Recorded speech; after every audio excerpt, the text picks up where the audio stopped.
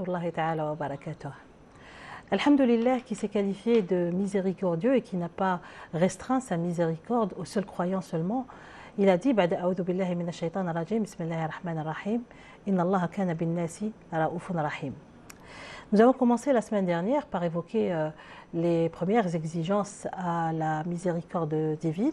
Nous avons parlé d'une foi sincère en Allah subhanahu wa ta'ala, en son prophète alayhi salatu wassalam, et une conformité aux préceptes du Coran. Nous poursuivrons aujourd'hui et dans nos prochains numéros par les autres exigences à la miséricorde divine qui passent notamment par iqamat salat, l'accomplissement de la prière et l'acquittement de l'aumône légale, ita zakat, aussi par demander à Allah le pardon pour l'obtention de son agrément, l'istighfar. Et au final, être conscient et reconnaissant envers Allah subhanahu wa ta'ala et s'acquitter des obligations, fuir les péchés pour atteindre la taqwa. Salam alaikum wa rahmatullahi ta'ala wa barakatuh, professeur Issam Toualbi. Donc nous commencerons par parler de la salette. Alors la salette, c'est une façon de se rapprocher d'Allah, c'est pas une façon, c'est le rapprochement envers Allah subhanahu wa ta'ala et une façon de raffermir la foi. بعد بسم الله الرحمن الرحيم وصلى الله على سيدنا محمد وعلى آله وصحبه وسلم تسليما. Pour poursuivre dans le droit fil de votre introduction, qui est ce rappel entre les deux significations de la rahma, rahma, qui est la rahma générale, rahma al-amma, qui concerne toute l'humanité, toute la création, et la rahma al-khassa, qui est réservée aux croyants, aux pieux. Je commencerai par cette citation de l'émir Abdelkader al-Jazairi qui parle de ces deux rahmas pour relier la seconde à la prière justement, qui dit Ar-Rahma al-Amma ammat ni'amahu wa atayahu fi dunya al-mu'mina wal-kafir al-barra wal-fajr. La miséricorde au sens global, général, transcende par le biais de ses bienfaits toute sa création, tous les humains, qu'ils soient pécheurs, pieux, croyants, incroyants. Amma ar-Rahma as-Safa'iyya, la rahma, la miséricorde élective, sélective, al-khassa, fahiya allati takhussu al-mu'minin. Elle concerne les croyants, elle a été réservée aux croyants. Et c'est à cette rahma, c'est à cette miséricorde qu'il est fait référence justement dans le verset wa aqimus salat wa atuz zakat wa ati'ur rasula la'allakum turhamun. Accomplissez la prière, acquittez-vous de l'aumône légale, obéissez au prophète d'Allah, et il vous sera fait miséricorde. Et justement, parmi, et c'est le second pilier de l'islam après la shahada, c'est cette prière, c'est cette salat qui est l'un des principaux ou l'une des principales ou la principale source de miséricorde. C'est à elle, c'est quoi la salat tout d'abord? C'est le second pilier de l'islam. C'est ce lien entre le makhlouq et le khaliq, entre la créature et son créateur. Le cheikh Ahmed ibn Mustafa al-Alawi l'a défini comme suit. As-salat hiya ashraful qurubat wa muntaha ad-darajat. La prière, c'est la plus noble de tous les moyens de proximité vers Dieu et la finalité des stations spirituelles. Hiya manqula min as-sila. Elle vient du lien. ولا شك أن الصلاة هي الصلة بين العبد وربه. C'est ce lien entre le serviteur et le Seigneur très haut. Elle est le meilleur acte de piété. Le prophète sallallahu alayhi wa sallam disait أفضل الأعمال الصلاة لوقتها. Le meilleur des actes de piété, c'est d'accomplir la prière au moment où il faut l'accomplir. كانت على المؤمنين كتابا موقوتا. Et elle a un temps bien réservé. Elle est le pacte divin. C'est un pacte. Le Coran nous dit وَمَا وَجِدْنَا لِأَكْثَرِهِمْ مِنْ عَهْدٍ. Les nations qui ont été détruites avant l'islam, le Seigneur très haut dit, n'avait pas de pacte. Et pour les mufsirins, c'est quoi le pacte? C'est le salat justement, c'est cette prière légale à laquelle le prophète fait référence. مَنْ جَاءَ بِهِنَّ لَمْ يُضَيِّعْ مِنْهُنَّ شَيْئًا كَانَتْ لَهُ عَهْدًا عِنْدَ اللَّهِ. Cette prière, si elle est bien préservée, si elle est bien accomplie, le prophète l'appelle comme étant un ahd, comme étant un pacte. Pourquoi? Parce que la prière, tout d'abord, éloigne de la turpitude, éloigne du mal. Inna salat tanha anil fahsha'i wal munkar. La prière éloigne du mal et de la turpitude, dit le Coran. Et là, je cite le commentaire de l'exégète, le mufassir Sidi Abdelrahman Ta'alibi qui dit As-salatu tanha anil fahsha'i wal munkar. La prière éloigne de la turpitude et du mal. Wa tukhashshi'. C'est elle qui permet de sentir et de ressentir la crainte révérentielle de Dieu. وَيُقْرَأُ فِيهَا الْقُرْآنِ. C'était l'occasion de réciter le Coran. الَّذِي يُذَكِّرُ بِالْآخِرَةِ, qui est un rappel de l'autre monde. À cet égard, un groupe de Sahaba est venu se plaindre au prophète sallallahu alayhi wa sallam. Un tel accomplit la prière, mais il continue à accomplir des péchés. Et le prophète, comment il allait leur répondre? S'il persévère sur la voie de la prière, sa prière va l'éloigner de la turpitude, elle va l'éloigner du mal. Également, la prière, c'est un être humain, il ne peut pas s'empêcher, je veux dire, de faire des péchés, même s'il... C'est nécessaire. Le prophète lui-même disait... Il y a péché et péché. L'islam distingue en deux catégories de péchés. Il y a les petits péchés qu'on appelle sara'ir, et il y a les grands péchés qui sont al-mubiqat, qui sont les ignonymies, le meurtre, le vol, l'escroquerie et tout ce qui va avec. Or, c'est à ces petits péchés justement, le fait par exemple de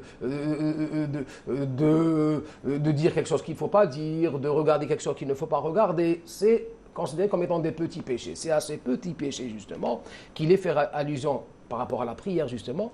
As-salawat al-khams mukaffiratu ma baynahunna majtunibat al-kaba'ir. Les 5 prières, par exemple quelqu'un qui a accompli la prière du matin jusqu'à la prière du dohr, s'il a accompli parmi ces petits péchés, là il lui sera pardonné. Et à ce, Inch'Allah, il y a même un hadith qu'on doit rapporter parce qu'il est plus explicite que tout autre par rapport à ces petits péchés. Il y a un prophète qui vient voir, un compagnon qui vient voir le prophète sallallahu alayhi wa sallam et il lui dit, j'ai fait halaktu ya Rasulullah, je suis perdu, qu'est-ce que tu as fait?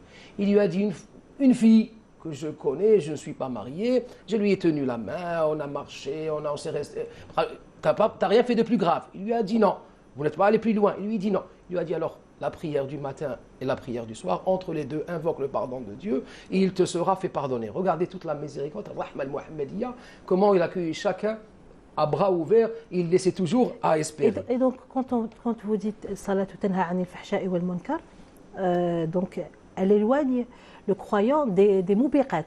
Elle éloigne justement des mubiqat, et si la lumière de la prière pénètre davantage dans son cœur, elle finira même par l'éloigner, même des petits péchés. C'est pour ça qu'on dit que la isma est consacrée au prophète, c'est le fait d'être infaillible. Mais les pieux, les saints de Dieu peuvent atteindre une station qui n'est pas la station de la isma, mais on parle de la station du hifd, de la protection divine, au sens où certains hommes et femmes ayant atteint une haute station de piété ont atteint un tel niveau que même parmi les petits péchés, ils n'en faisaient que très peu. Et là, c'est une station spirituelle, mais malgré ça, le prophète nous dit toujours c'est un vêtement qui se déchire, il faut à chaque fois le recoudre, on le recoud par le istighfar, par la tawba. Lui-même dit, sallallahu alayhi wa sallam, inni la astaghfirullah akthar min 70 marra fil yawm. Plus de 70 fois par jour, j'invoque le pardon de Dieu. Ça ne veut pas dire que le prophète accomplissait des péchés, mais il y a une sagesse qui dit hasanatul abrar sayyi'atul muqarrabin. À titre d'exemple illustre, le bon acte du pieux est considéré comme un péché par rapport au rapproché. À titre d'exemple, l'un d'entre nous qui a accompli la prière sans khushu', malgré ça, Dieu lui écrira comme étant une prière. Mais si c'est un prophète ou un saint de Dieu qui a accompli cette même prière sans le khushu', c'est considéré comme étant quelque chose de très grave. Alors ce qui pour nous peut être s'apparenter à un bel acte ou un acte de piété, pour ceux qui se trouvent dans une station spirituelle plus élevée, ça apparaîtra comme étant tout à fait le contraire. C'est pour ça qu'on dit likulli maqamin maqal. Pour chaque station spirituelle, il y a un barème propre. C'est pour ça que le prophète dit sallallahu alayhi wa sallam, innahu la yuranu ala qalbi. Parfois, il m'arrive, peut-être on peut l'interpréter, de penser à autre chose qu'à Dieu. Et là, j'invoque le pardon de Dieu. Le fait d'avoir une autre idée que Dieu, si ça arrivait au prophète, ce serait considéré comme étant quelque chose d'inimaginable. Or, alors nous, c'est le contraire. Quand il nous arrive de penser à Dieu, c'est pour ça que, par rapport à cette notion de péché et de pardon, chacun, à la station spirituelle où il se trouve, il y a cette notion de ce qui peut apparaître comme étant un petit péché ou un grand péché. Professeur Issam El-Mekki, donc en fait la prière, le salat, c'est un pur acte d'adoration. On peut le comprendre que comme cela. C'est même le pilier central de l'adoration de Dieu. Il met de dé. Finalement, Oustaz Touarbi a tout dit. Hein. Mais on va essayer d'aborder la question sous d'autres angles complémentaires, évidemment. Puisqu'il s'agit de salat, la prière, Oustaz Touarbi a bien fait de signaler ce sad et ce lem, c'est là. Donc c'est une connexion. Fondamentalement, c'est une connexion avec Dieu. Déjà, un point. C'est bien que vous utilisez ce terme parce que quand je parle à mes enfants, que je leur explique, parfois c'est pas évident pour eux d'aller faire la prière, donc comme tous les jeunes. Donc quand je veux leur expliquer pourquoi c'est si important, je leur dis c'est comme lorsque vous allez quand vous allez vous aimer vous connecter dans votre téléphone et votre ordinateur, là, donc c'est la même chose. Si vous vous connectez pas, la prière c'est un moyen de connexion. Absolument, absolument. Donc c'est déjà une connexion, mais une connexion organisée. C'est-à-dire Dieu a pris soin de l'organiser du point de vue gestuel et aussi du point de vue temporel. Ouais. Donc la salat, qui est une connexion, elle est tellement globale dans ses dimensions qu'elle devient dua. Parce que la langue arabe, elle est claire. Hein. Le lisan arabi, le moubin, il est clair, le lisan arabi. Dua, c'est dua, et salat, c'est salat. Mais salat, en tant que connexion, en tant que salat entre Dieu, subhanahu wa ta'ala, et ses créatures, elle devient dua. Pourquoi? Parce que elle est structurée sur une gestuelle, sur fara'id, arkan. C'est des salat, elle a des piliers, sans lesquels, si un pilier manque, ben, elle n'est plus valable. Donc c'est des conditions sine qua non pour la validité de cette salat, al-arkan. Il y a le wajibat, il y a le mustahabbat, c'est-à-dire c'est entouré d'un tas de mesures et de recommandations, de choses qui ont un sens, qu'elle devient un dua magistral. C'est un dua magistral. Deuxième point qui caractérise la salat, c'est le takbir. Elle commence par takbir al-ihram, elle se termine par salam. Donc c'est tout dire. Hein. Le takbir, il est cité dans le Coran, dans le verset, je crois, 185 de Sourate al-Baqarah, la Génisse. شهر رمضان الذي أنزل فيه القرآن على fin ولتكبروا الله على ما هداكم ولعلكم تشكرون. الشكر في حد ذاته c'est un dua. Et ce takbir, cette exaltation de la grandeur de Dieu, salat elle est construite dessus. Hein. Takbirat al-ihram, il y a dans chaque raka, il y a une douzaine de takbir. Allahu Akbar, Sami Allahu liman hamida, Allahu Akbar. Salawat al-Eid, qui sont forouz kifaya, et qui concernent tout le monde, hein, hommes, femmes, enfants, etc.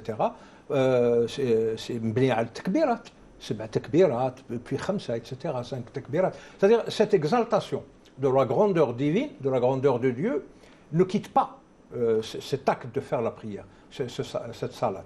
Troisième point à faire remarquer, c'est que salat, c'est le deuxième pilier de l'islam, et c'est les deux seuls piliers qui ont été prescrits. Quand je dis prescrits, quand il s'agit de Dieu, c'est un ordre, qui ont été prescrits durant la période mécoise. Tous les autres ont été prescrits durant la période médinoise.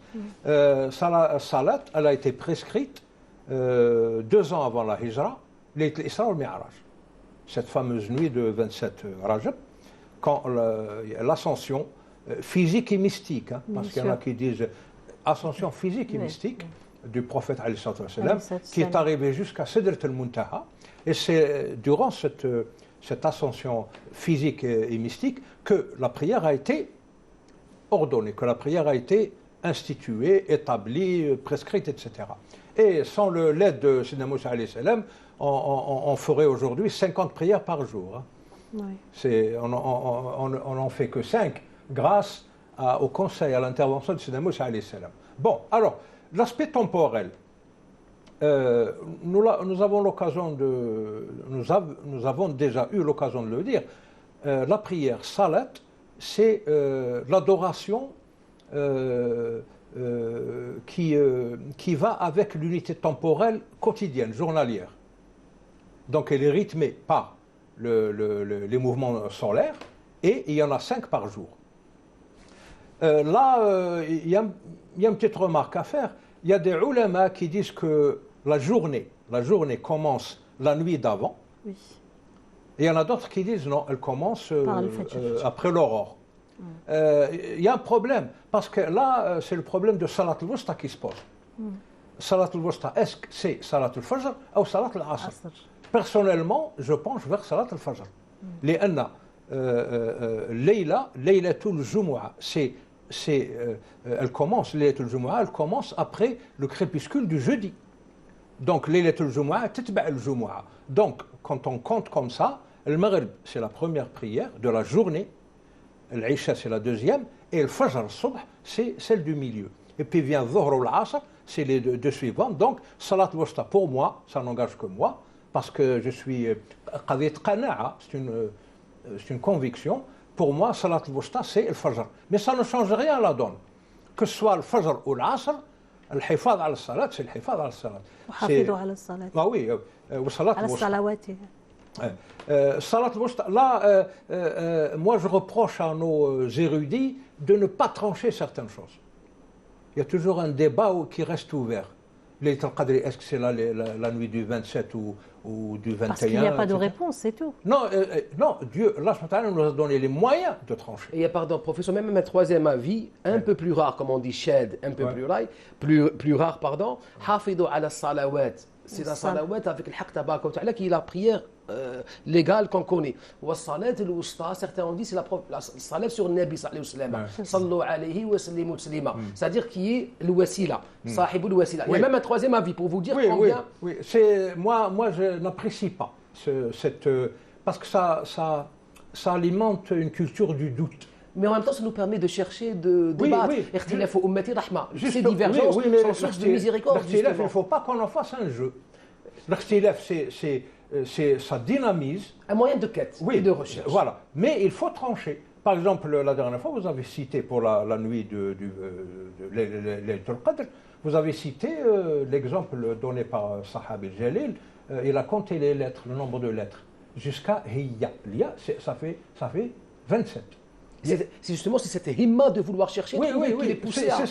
C'est ça l'instinct, la quête qu'il faut développer. Il ne faut pas rester comme ça à flotter entre deux avis. Il y a même des trucs qui flottent entre 60 avis. C'est pas normal. Il faut trancher, jusqu'à preuve du contraire. Et il faut toujours dire à la fin, Wallahu a'lam. Par exemple, pour ce qui est Laylatul Qadr, il y en a d'autres qui disent Laylatul Qadr. Cette expression, Laylatul Qadr mudhaf ou mudhaf ilayh, a été citée 3 fois dans la sourate. La Laylatul Qadr, c'est 9 lettres. 3 fois 9, 27. Inna anzalnahu fi Laylatul Qadr, wa ma adraka ma Laylatul Qadr, Laylatul Qadr khayrun min alf shahr. 3 fois 9, c'est 27. C'est-à-dire, nous avons les moyens. Le Coran, c'est prouvé maintenant. Il a sa numérologie. Justement, toujours il y a un logos sur les nombres, parce que Allah a dit Justement, par rapport à cette symbolique du nombre et des lettres, on a commencé par citer la définition du Cheikh Abdel Mustafa Al-Alawi de la prière. Justement, un colloque vient récemment d'être organisé à l'occasion de la Journée internationale du vivre ensemble en paix à la Bibliothèque nationale d'Algérie, justement sur cet érudit algérien porteur d'un message de paix, qui était un véritable érudit qui a rédigé un traité, El-Minah al-Qudusiyya, les inspirations divines. Et justement, où il cherche à expliquer un peu la symbolique des prières. Lorsqu'il parle de la salat, vous avez parlé de la gestuelle de la prière. Il dit, on commence sur la salat par Allahu Akbar. On dirait que l'homme progressivement s'efface. Il est debout. Ensuite, il s'incline. Ensuite, il se prosterne. Du alif qu'il était, il devient petit à petit un point au sens où il disparaît. C'est pour ça que le prophète sallallahu alayhi wa sallam disait "Man lam la salata liman lam yamus anfahu al-ard." Celui dont le nez ne touche pas le sol n'a pas de prière, n'a pas fait de prière. C'est ce sens de l'effacement, au sens où l'ego, cet ego, on l'efface progressivement par la prière qui se répète à chaque fois. Et une fois qu'elle est effacée, lorsqu'on sort de la prière, on ne dit pas Allahu Akbar. À chaque mouvement, on répète Allahu Akbar. Dieu est plus grand que tout, plus grand que notre travail, plus grand que nos familles, plus grand que les honneurs, que les richesses. À chaque fois, on répète Allahu Akbar. On se convainc, et en même temps, on intègre cette idée qu'il est plus important, qu'il est plus grand que tout. Mais en sortant de la prière, si on a goûté à cet état de prière, c'est pour ça qu'il faut faire la différence entre prière au sens de gestuelle seulement et le vécu de la prière. Si on y a réellement goûté, et on a goûté à cet apaisement de la prière, lorsqu'on revient vers les créatures, puisqu'au moment c'était Takbirat al-Ihram, on est sorti du monde, on rentre dans l'Haram, qui est le périmètre sacré, comme le Hajj. Le Haram, il y a le Haram de la prière, qui est l'Ihram, Takbirat al-Ihram. On oublie tout. Mais quand on ressort, si on a goûté à cet état de solitude avec le Haqq Tabaraka wa Ta'ala, on ne revient pas par Allahu Akbar, on revient par Assalamu alaykum. C'est-à-dire qu'on a atteint l'état de l'être apaisé. Et là, on revient vers les humains, vers nos co-religionnaires, avec un état de paix. C'est qui le musulman? Man salim an-nas. Ufshu salam. Pas simplement ufshu par vos actes, ufshu par votre état d'être. Transmettez la paix. C'est pour ça que la prière, c'est ce moyen d'acquisition de la paix et de revenir vers les créations ou la créature avec ce sentiment de paix. Je vous vois d'ailleurs évoquer beaucoup cette question du bon accomplissement de la prière. Il ne s'agit pas seulement de l'accomplir, mais de bien l'accomplir. Et lorsqu'on dit bien l'accomplir, c'est atteindre cette question de khushu'. Sauf que atteindre le khushu', c'est pas quelque chose de simple. Il y a eu même des hadiths du prophète sallallahu alayhi wa sallam où il explique que c'est pas si évident d'atteindre le khushu'. Oui, mais la gestuelle justement, parce que c'est cumulatif, c'est une affaire de toute une vie. Hein. On est mukallaf à peu près à l'âge de 14 ans. Normalement, les parents musulmans ordonnent à leurs enfants de commencer à faire la prière à l'âge de 7 ans, et s'ils font les fortes têtes, ils peuvent même les battre légèrement, c'est-à-dire les contraindre, une contrainte physique à 11-12 ans, c'est-à-dire juste avant l'adolescence. Parce qu'à 14 ans, il est mukallaf. Le qalm ma bqash marfou'i, il va commencer à rédiger ses péchés, les péchés dont a parlé Ustad Toualbi, etc. Mais là, vous avez parlé d'effacement. À mon humble avis, il ne s'agit pas d'effacement. Il faut voir un peu la gestuelle. Qunut, ruku' et sujud. Ça va du haut vers le bas. Mais ce qu'il y a de miraculeux dans Salat, c'est que plus vous vous rapprochez du sol et plus vous vous rapprochez de Dieu. Subhanahu, bien sûr. Parce que le prophète a dit, quand vous vous prosternez, vous le faites sur les pieds d'Allah subhanahu wa ta'ala. Allah qadamay Allah subhanahu wa ta'ala. Bon, c'est imagé évidemment. Il ne faut pas être anthropomorphiste. Symbole de la proximité. Oui. Le plus proche qu'il soit du Seigneur, voilà. C'est au moment de se prosterner. Donc imaginez 17 rak'a par jour, vous faites ça. Vous vous rapprochez de Dieu physiquement et moralement. Parce que là, l'arkan, le fara'id, le mustahabat, et puis même parce qu'il y a salat al-furud et salat sunan. Grâce au salat sunan, vous allez entourer votre salat al-furud d'un siège, d'une enceinte protectrice. Vous allez la booster, comme on dit dans le langage moderne. Vous allez booster votre salat al-fard en vous adonnant à d'autres salats sunan. Mais il y a des sunan mu'akkada, comme par exemple le shaf'u ou le witr, comme je sais pas moi. Sunnat al-Fajr. Sunnat al-Fajr, rak'ati al-Fajr, etc. Rawatib. Rawatib, il faut faire attention. Parce que si vous les rendez murattaba, il ne faut pas les abandonner après. Vous avez aussi le salat dhuha. Vous avez les prières de circonstance. Là, on comprend la valeur de salat. Le croyant, le mu'min, dans toutes les positions qu'il traverse, dans toutes les circonstances qu'il vit, salat le rapproche de Dieu. Par exemple, salat al-khusuf, salat al-khawf. Vous avez peur, vous avez salat al-khawf. Salat al-istisqa. S'il y a une aridité, une sécheresse qui frappe le pays, vous avez salat al-istisqa, qui est une prise de conscience collective. Salat al-istisqa, on ne peut pas la faire individuellement, mais c'est collectif. C'est-à-dire c'est toute l'umma qui demande à Dieu justement le ghayth. Le ghayth, c'est rahma. Le matar, rahma, etc. On a toujours cette connexion avec Dieu qui nous connecte à la rahma de Dieu, à la miséricorde divine. Donc, salat, il faut l'avoir un peu sous ces aspects. Donc, c'est le deuxième pilier qui a été prescrit durant la période mécoise.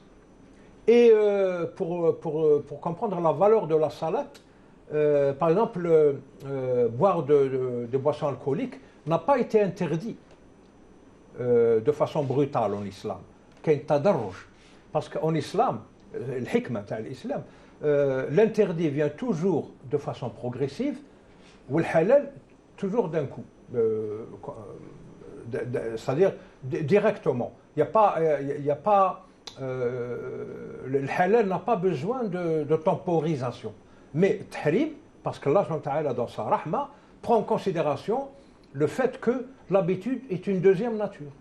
Donc les gens qui ont l'habitude de boire, c'est comme si c'était devenu une deuxième nature. Et il y a le tadarruj, par exemple le fameux incident de Sayyidina Ali ibn Abi Talib, quand il a dirigé une prière, c'était à la Mecque.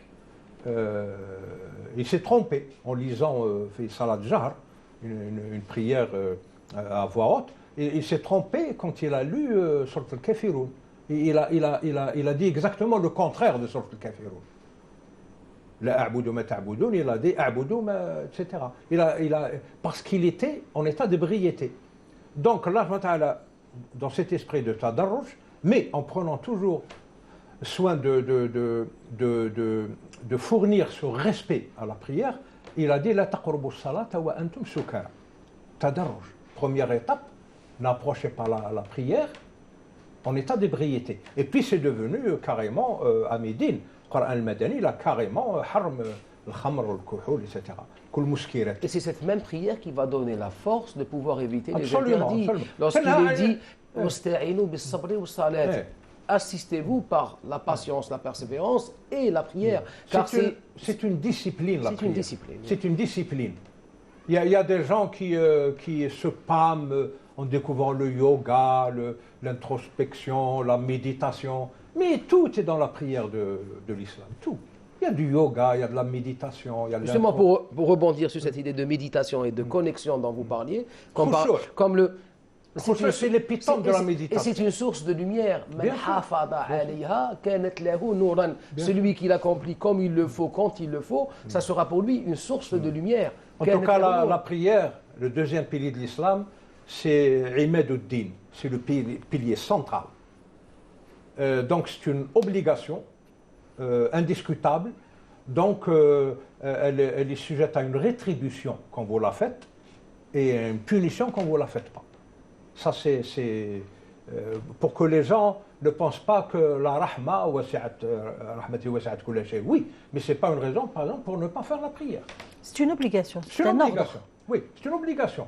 C'est-à-dire que la rahma n'abroge pas les obligations. Au contraire, elle les confirme et elle vous incite à les appliquer, les obligations. Car c'est elle-même qui devient source de cette rahma. Oui. Alors maintenant, quel est le rapport entre salat, qui est une discipline, pour certains les âpres, difficiles, etc., parce qu'ils ont un peu de nifaq dans leur cœur, quelle est la relation ontologique et organique entre salat et rahma?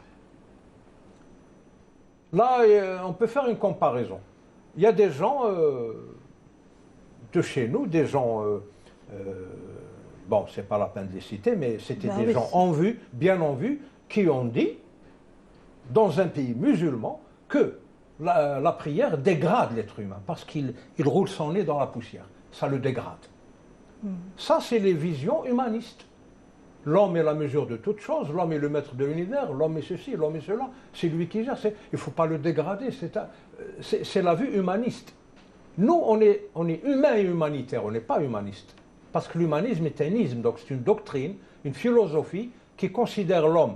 Là intervient la salat, parce que quand vous vous prosternez devant Dieu, là qu'est-ce que vous faites? Vous retrouvez votre véritable dimension. Vous déclarez de l'amour envers. Oui. Lorsqu'on aime. C'est là la véritable dimension de l'être humain. L'être humain en islam n'est pas la mesure de toute chose. Il fait partie des choses. Il fait partie de la création. Et justement, pour rebondir à ce que vient de dire Mme Yassine, c'est un élément de la création. L'amour et sa relation avec la prière. Et vous avez fait allusion, professeur, à la différence entre la prière obligatoire et la prière surobligatoire, al-nawafil. C'est cette différence entre ceux qui cherchent que le paradis et à être sauvé, et c'est louable. Un homme vient voir le prophète sallallahu alayhi wa sallam et lui dit « J'accomplirai les 5 prières et je n'en ferai pas une de supplémentaire. Qu'est-ce qui m'arrivera ?» Il lui a dit, tu rentreras au paradis. Alhamdulillah. Alhamdulillah. Le fawz al-azim, c'est bon. Mais en même temps, le Haqq tabaraka ta'ala nous dit, l'adoration que j'aime le plus est celle que j'ai imposée. Mais mon serviteur continuera à se rapprocher de moi par des prières et des actes surobligatoires jusqu'à ce que je l'aime. Hatta uhibbahu. Là, je serai son ouïe, il me verra, il me ressentira partout. Là, il atteindra cet état de plénitude qu'on appelle... C'est un état de grâce. C'est-à-dire qu'il ne pensera qu'à Dieu. C'est un état de grâce pure. C'est le maqam de ihsan et de l'amour. C'est un état de grâce qui découle directement de l'amour pour Dieu, pour Allah subhanahu wa ta'ala. C'est ça les connexions ontologiques entre la prière, salat en tant que... comment dire, en tant que, entre guillemets, phénomène physique, donc gestuel, et là, évidemment, il y a un contenu. Vous devez lire le Coran, au moins la Fatiha, vous avez les formules, avant de faire le julus, vous dites, vous récitez Salat l'Ibrahimiyya, etc. Donc, Salat, et puis les moments, les rendez-vous temporels avec cette salat. Il y en a 5 dans la journée. Alors, 5 dans la journée, mais rahmatullah ta'ala, où est-ce qu'elle ayna tatajalla? Où est-ce qu'on peut la voir dans cette salat كانت على المؤمنين كتابا موقوتا. C'est kitab موقوت. Mais Allah ta'ala, il a attribué à chaque salat un laps de temps, avec un début, un milieu et une fin. Le mu'min ne doit pas laisser le temps s'épuiser, le temps du salat. La manière de l'accomplir, les prières de la journée se font silencieusement. Parce que généralement, il y a du vacarme, il y a du bruit, on a besoin de se retrouver intérieurement. Et le soir, généralement, c'est le silence, c'est la salat du jahr qui se fait à voix haute. Même là, il y a et on est fatigué, donc c'est une façon aussi de rester éveillé. De rester éveillé, parce qu'on s'écoute, donc... Et on s'écoute également. Ce pilier qui est la salat, qui est donc un dua magistral, global, on peut même y ajouter un dua spécial, dua al-Qunut, qui concerne une seule salat dans la journée. C'est-à-dire... dans tout ce qui concerne la prière, la salat, il y a ces facteurs temporels, ce takbir. Faites le compte, combien de fois on dit Allahu Akbar durant la journée, quand on fait la prière. Combien de fois? Il y a une douzaine de fois par rak'a. Et il y a 17 rak'a dans la journée. Donc, litukabbirullaha ala ma hadakum. Donc, déjà, c'est une reconnaissance que Dieu nous a bien guidés. Il nous a fait don de cet islam, il nous a an'ama alayna, ni'ma. La meilleure preuve en est, professeur, si on a besoin de la citer, Allahu Akbar, alhamdulillahi rabbil alamin. Merci de m'avoir accordé cette grâce de me retrouver debout face à toi. Si ce ne fut ta grâce et ta guidance, je ne me serais pas retrouvé à cette station. On commence déjà la prière, on commence par alhamdulillah. Par rapport pour certains madahib, Bismillah ar-Rahman ar-Rahim al-Fatiha, qui considèrent la Bismillah comme étant une ayah où, alhamdoulilah, mais dans tous les cas de figure, dans les deux cas de figure, c'est le ma'na du hamd et du shukr par lequel on commence la prière. Et toujours dans le même sens, professeur, vous avez cité le hamd, la grâce à Dieu. Vous avez cité la prière, qui soit la prière, le dua. Vous avez cité salat ala rasoul. On a cité, mais en même temps, tous ces actes d'adoration se trouvent dans la prière. C'est pas ça que la prière légale est une somme. On y a le dua qui a été impose, qui a été prescrit comme étant il y a beaucoup de versets qui disent priez Dieu. Je ne serai jamais malheureux en priant Dieu. On a la salat sur le prophète, on a la récitation du Coran et on a surtout le dhikr. Les dhikri accomplissent la prière pour m'invoquer. Et même à l'intérieur des dhikr, il y a plusieurs dhikr. Il y a le takbir, il y a le tasbih, il y a la salat al-rasoul. On retrouve tous ces dhikr. La ilaha illallah, la shahada, afdalu dhikr, la ilaha illallah. On le trouve dans les tahiyyat. Ça veut dire que la prière en vérité a rassemblé toutes les adorations qu'on peut accomplir de manière individuelle. En accomplissant la prière, en vérité, on accomplit toutes ces adorations au même moment. Et ce qui est vraiment extraordinaire dans ce rituel de la prière. Excusez-moi, et c'est pour cela que le prophète sallallahu alayhi wa sallam a insisté sur la prière juste avant de mourir. D'ailleurs, on peut le comprendre je vais vous lire ce verset de Surat Maryam. فَخَلَفَ مِنْ بَعْدِهِمْ خَلْفٌ أَضَاعُوا الصَّلَاةَ وَاتَّبَعُوا الشَّهَوَاتِ فَسَوْفَ يَلْقَوْنَ غَيًّا. D'où l'importance de la prière. Absolument. Donc, la prière aussi, elle a été qualifiée par le prophète alayhi salam comme le garde-fou, le barrage entre le croyant et la mécréance. Oui. C'est le garde-fou, c'est le rempart qui protège le croyant pour qu'il ne tombe pas dans le shirk et dans le kufr. On peut être croyant, si on ne fait pas la prière, on a tendance à glisser de l'autre côté. On va progressivement perdre la lumière intérieure de la foi. Donc la prière, il y a un hadith qui dit si on ne fait pas la prière plus de 3 jours, on fait partie de la lumière de la foi s'éteint progressivement. On fait partie des mécréants. Donc déjà, la prière, c'est un garant contre le shirk et le kufr. Le shirk et le kufr, c'est quoi? Le négationnisme, le kufr. L'acte de cacher la grandeur de Dieu, les bienfaits de Dieu. Le kafir, il les cache. Renier, oui, le reniement. C'est du négationnisme. Et shirk, c'est l'associationnisme. Donc on associe des êtres humains, des animaux, de l'argent, etc. à Dieu. On adore autre chose avec Dieu. Bon, alors, cette salat, si elle est bien faite, comme l'a prescrit Rasul sallallahu alayhi wa sallam, parce que Rasul dit Sallu kama ra'aytumuni usalli. Parce qu'il y a des gens qui déconstruisent, qui font de la déconstruction, ils vont vous dire mais dans le Coran, la prière telle que vous la faites n'est pas citée comme ça. Mais Rasul dit Sallu kama ra'aytumuni usalli. Parce que le Coran, on ne peut pas le comprendre sans la Sunna Nabawiyya Sharifa. On l'a dit la dernière fois. Pas rien que dans ce cas-là, mais dans tous les cas. Sans le prophète, c'est pour ça que les scripturalistes, le kitabiyoun, le qoraniyoun, ils veulent écarter le phénomène prophétique du phénomène coranique pour qu'ils fassent ce qu'ils veulent de ce Coran. C'est une aberration. C'est une aberration. C'est une aberration. Il est impossible de comprendre un livre intemporel, comme l'a dit Roger Garaudy, en parlant de l'islam. L'islam, c'est le Coran. C'est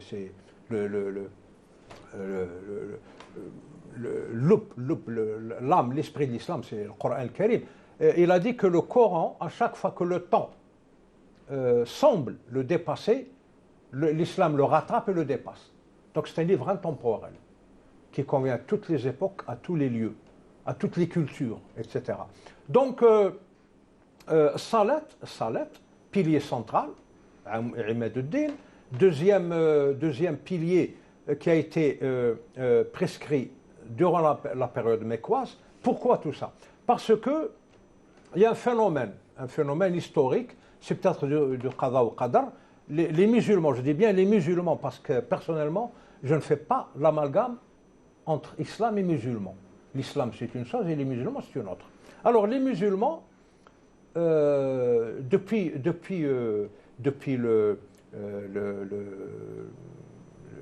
les empires omeyyades, abbassides, c'est-à-dire après la fin du califat bien guidé, les musulmans n'ont pas cessé d'entreprendre deux combats.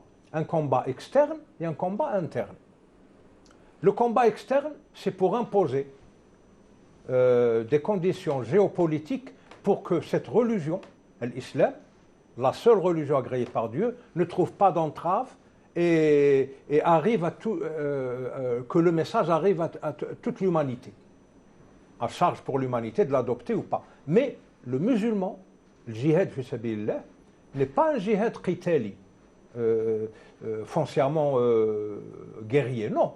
Mais il faut débarrasser l'espace géopolitique de toutes les entraves. Par exemple, Waqt al-Futuhat, c'était les Byzantins qui occupaient toute la partie sud de la Méditerranée. Ils l'occupaient militairement. Et les Fatihoun, ils n'ont fait que expulser ces Byzantins. Ils n'ont pas fait la guerre aux autochtones.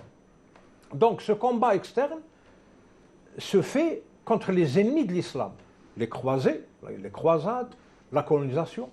Par exemple, rien que pour citer le cas de l'Algérie, quand la France a envahi l'Algérie, elle a directement, immédiatement mis l'islam, le culte musulman, sous tutelle guerrière, militaire.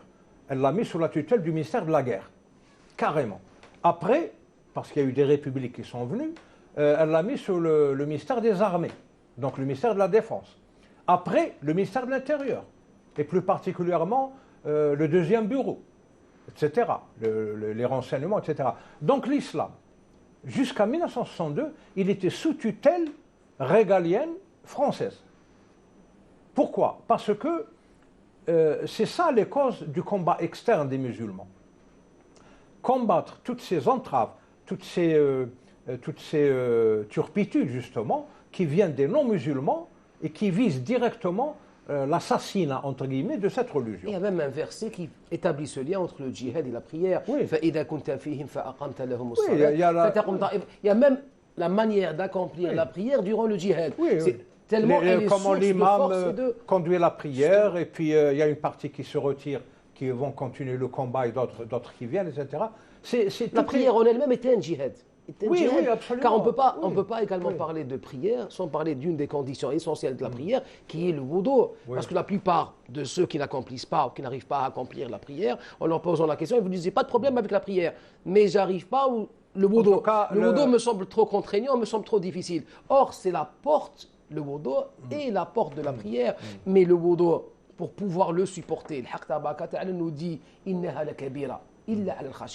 La prière n'est pas quelque chose de facile, sauf pour ceux qui ont cette crainte. Oui, parce qu'elle combat cette arrogance humaine. Justement, et le wudu, c'est la porte vers cette prière qui semble tellement difficile. Le wudu, il y a toute une gestuelle. Il y a d'abord la symbolique de l'eau.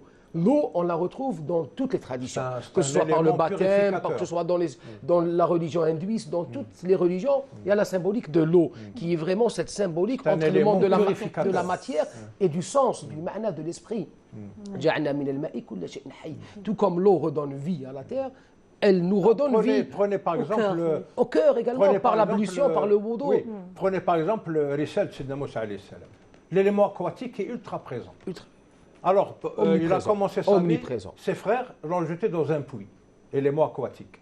Oui. Alors, il a été, avant Sidna Moussa, il descend donc de l'Asbat, donc c'est Lévi, et Sidna Youssef alayhi salam a été jeté dans un puits. Sidna Moussa alayhi salam a été jeté dans le Nil, l'élément aquatique.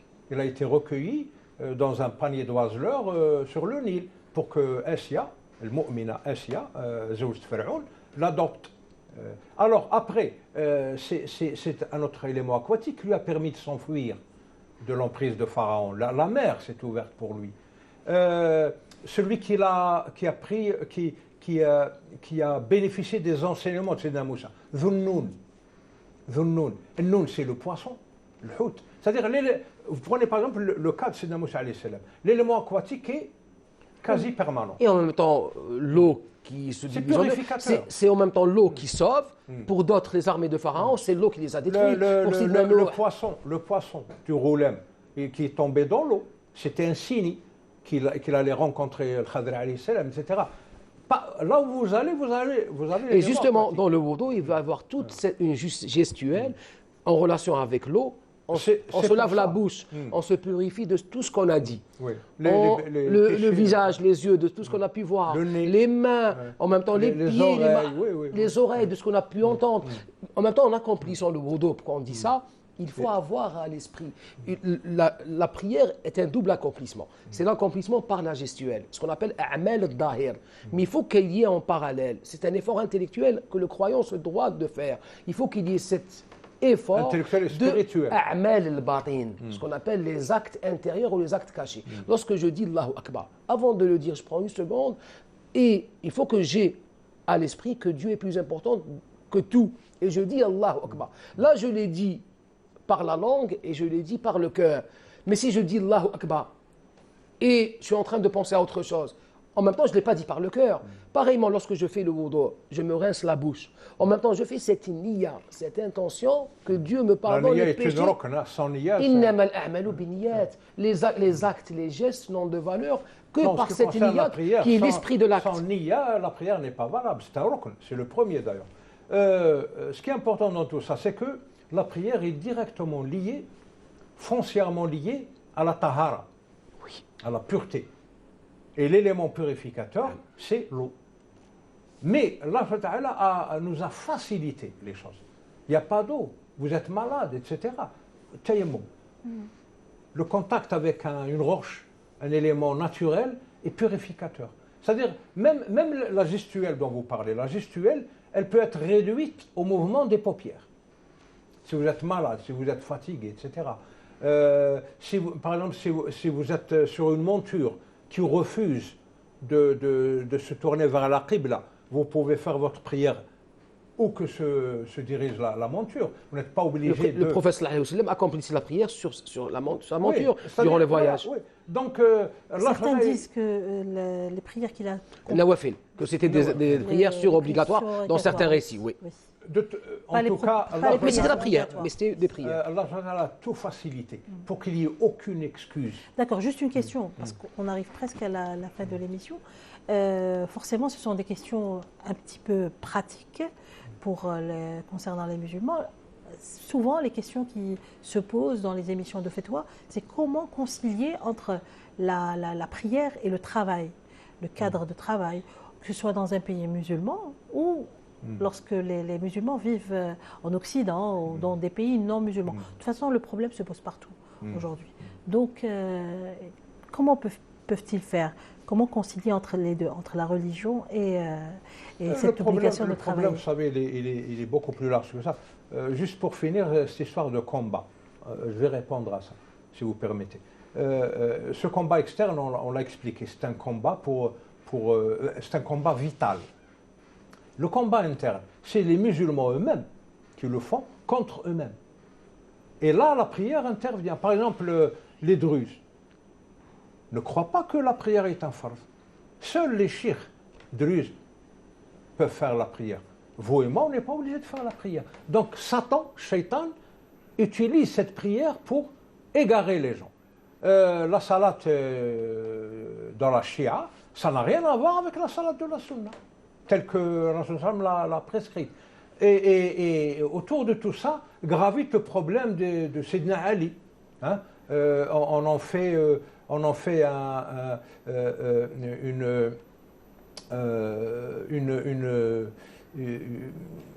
une excuse. Mais il y a les rites de la prière qui se trouvent dans le Coran sunnite, la protestation. Ce combat interne, donc ce telbis bliss qui fait que des musulmans se combattent entre eux. Prenez par exemple les Fatimides, les Hashashin, vous avez cité la dernière fois les Hashish, les assassins.